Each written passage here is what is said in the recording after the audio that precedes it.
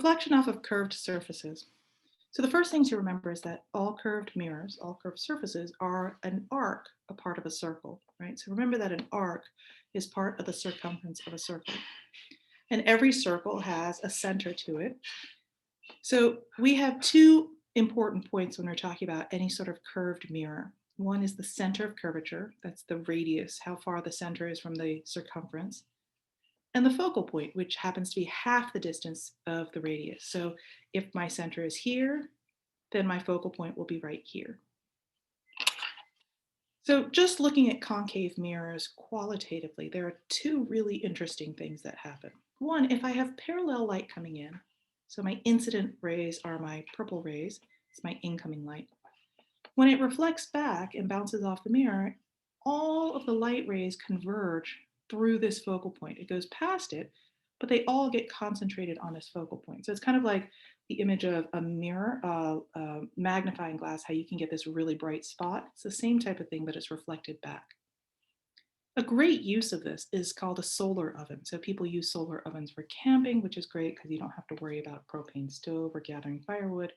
But it's actually really helpful in areas that have a lot of deforestation, a lot of areas in which the women who live in impoverished families have to spend hours and hours gathering wood in order to just do their daily tasks. If you have a solar oven and you have this mirror, you can just place this in the sun and place your food wherever you want around the focal point. If you want it cooked very quickly, you put it right in the focal point so it gets cooked really quickly. Or if you just want it to simmer or just sort of want it to warm up, you'll place it later around it so that the intensity of the light is not as strong. This is a huge, huge help because it not only frees up hours of their time, it also helps them do things like sanitize their water. It helps them do things like not have a smoky house, so you don't have as much air pollution. The lung health of your family is going to be better. Your eyes are going to be better because you don't have all this smoke, and your area will not have to worry about deforestation as much. The other application is that if I place a light source at the focal point, the incident rays go here, they also go out, but they go toward the mirror and then they get reflected back in parallel rays. So I see this beam of light coming out. And it's this nice high intensity. And an use of this that we use are in flashlights and headlights. So the light bulb is placed at the focal point. And if you look at any flashlight or your headlights, you'll notice that you have a light bulb and behind it is a curved surface. That's the curved mirror. So that when that light bulb shines, I get this beam of light coming out of it that I can point wherever I want to. One of the safety checks that they do for your cars is they check to make sure that the light bulb is not just working, but it's actually at the focal point where it's supposed to be. Because if it isn't, then you're going to get a diffuse reflection and your headlights aren't going to be as strong. You're not going to be able to see as well. So you'll notice that we use rays, and we use ray diagrams because they're an easier way of being able to understand what happens to the image, what the height is and the distance. I always know what my object is. I'm really trying to look for my image. So we always draw our object as an arrow so that I know what the head is, and that's the top of the arrow, and what the foot of the object is. And if I were really to be honest about it, I'd have a lot more arrows coming off of it. This is the reflected light off of my object. There's so many arrows, there's an infinite number of arrows, and it just gets all confusing. So we just choose two rays. And they all come from the top of the object. The first one's going to come from the top of the object parallel till it hits the mirror and goes back through the focal point. And the other one's going to go from the top of the arrow through the center of curvature. And where those lines intersect or appear to intersect is where the image is formed, and that's where the head of the image is. So that gets all confusing. It's easier to see this in a sample. Right, so here's a sample ray diagram. I draw my object, I draw my mirror, and the curve doesn't have to be perfect. And then I draw my focal point and my center. And you'll notice that my focal point here is 10 blocks away from the mirror. So my center is going to be 20 blocks from the mirror or 10 blocks from the focal point. Right now, my object is standing beyond the center. So my two arrows are this, parallel, and this is where graph paper makes it very easy. Parallel to the mirror, and then back through the focal point. And then my second arrow is from the top of the object through the center toward the mirror. And where they intersect right here is going to be where I put the head of my arrow. And that's going to be my object to this line. This line is called the principal axis. So I can say my image has certain characteristics to it. It's inverted, it's upside down. Its height, the image height, is less than the height of my object. It is closer to the mirror, the DI, distance of the image, is closer to the mirror than my object distance is, and it exists in real space. Remember, we talked about that real space. It's in the same space as the observer is. So the observer always has to be in front of the mirror. If I see my object is in front of the mirror, then that's in real space. If it looks like it comes from behind the mirror, that's in virtual space. So we have 5 landmarks that we look for when we're looking at what happens to these objects. So the first one is if I have my image, like I had before, is beyond the center. So this is the center of curvature, it's beyond the center. And the mnemonic that I have for talking about the image is lost. And I'll talk about that later once I go through just doing the ray diagram. So we're just going to practice. I have my parallel to the mirror and then through the focal point.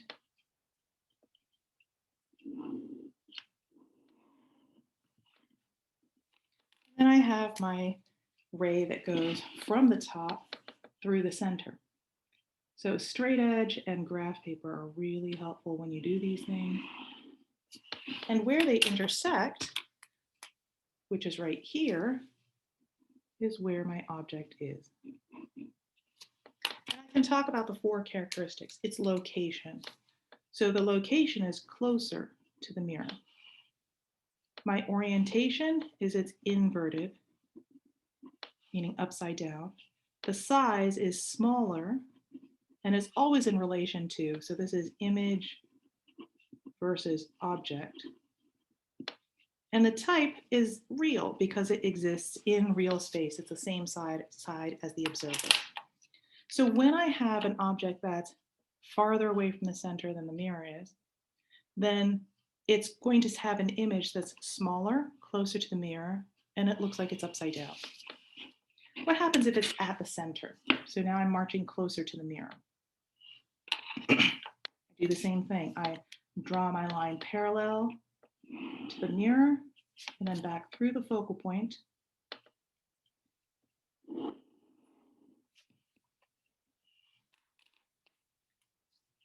And then I draw my line through the center, which is just going to look down right here. And this is where my object is. And actually, it's not very well drawn, but you get the idea. What I am going to have is I'm going to have an image that, and it should be down to here, that is the same distance from the mirror, the same size, it's going to be inverted, and it's going to be real. So as I'm marching closer to the mirror, my image starts to move farther back and it starts to get larger and larger. And this is a poorly drawn ray, but you get the idea that it's getting larger and larger. What happens if I now march it closer? I'm now between the center and the focal point. Actually, I need to be at the focal point. So we're going to do this one first. I'm at the focal point, and I'm going to do that. So, no, center and the focal point, sorry. So here's the center, and I pass it through the focal point.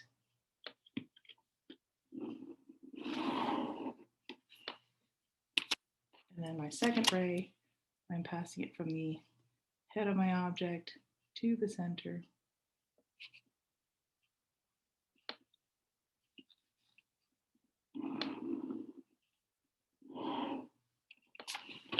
And you get the sense that they're going to converge over here, right? So my image is still going to be upside down. So it's going to be inverted. It's definitely larger, right? It's going to be much larger than my object. So it's going to be farther away, and it's still going to be real. So my object's getting larger and larger. Here it was close, it's smaller, same size, starting to move farther away. So it makes sense that this is going to be much larger and much, much farther away. And then I have mine at the focal point. So focal point, be like, what the heck, how do I do that? That's not difficult. Draw it through the focal point.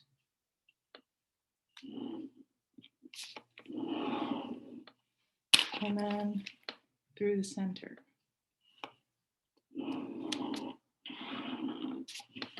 And the thing is, these are parallel lines. And one thing that you should know about parallel lines from math class is that they will never intersect. So what happens? The image disappears.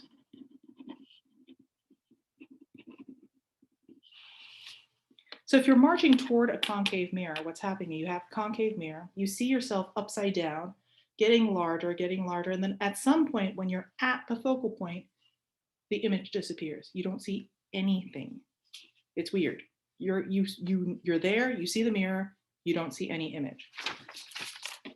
It's as if you don't exist. You are invisible.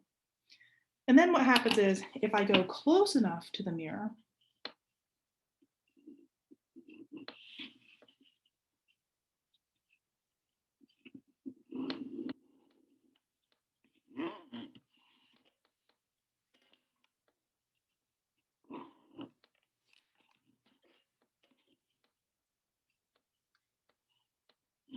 do the same lines, right? What's going to happen is that they're going to appear to intersect behind the mirror. Right? So I will suddenly see an object. So what will happen is that I got to the point as I'm marching toward the mirror where all of a sudden I see nothing. I don't see myself. I see everything behind the mirror, in front of the mirror, right? I don't see myself. Then if I keep marching forward, all of a sudden I reappear, but I reappear upright and much larger. So the orientation is the size, location.